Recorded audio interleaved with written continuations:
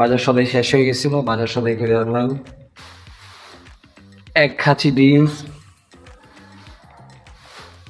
কিছু পেঁয়াজ, ম্যাগি মশলা, কাঁচামরিচ। এই তো এখন তাহলে রান্না করার দিকে যাই। তো আপনি যদি বডি বিল্ডিং করতে চান, বডি বিল্ডিং বলতে একটা মোটামুটি একটা অ্যাস্থেটিক বডি অ্যাচিভ করতে চান, তাহলে এইগুলা আপনার জীবনে অনেক বড় একটা ভূমিকা রাখবে। কারণ আমি জানি এখানে অনেকজনের বাসার থেকেই প্রোটিনের ডিব্বা অ্যালাউ করবে না, আর দুধ মোস্ট অফ দি টাইম পাওয়া যায়, যেটা আমি গরুর দুধ বলতেছি, প্যাকেটের দুধের কোনো ভরসা নাই, জানি না কি ডিটারজেন্ট দিয়ে দুধ ভাবায়। তো ব্যাপার হয়েছে যে এইটা আপনার জন্য অনেক গুরুত্বপূর্ণ একটা সাপ্লিমেন্ট হইতে পারে। তো এটাই ছিল বলার। তো চলেন আমরা একটু রান্না বান্না করবো। তো আমরা আমাদের কিছু কাজ করে নিই, যেমন এই প্যানটা আমার ধুইতে হইব, কড়াইটা আমার ধুইতে হইব।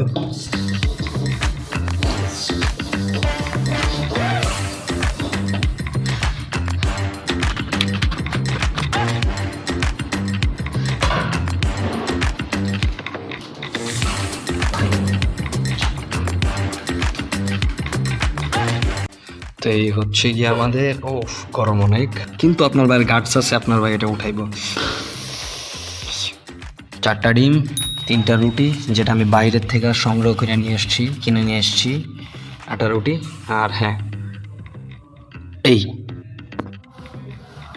তো চলেন আমরা একটু খাওয়া দাওয়া করে নিই।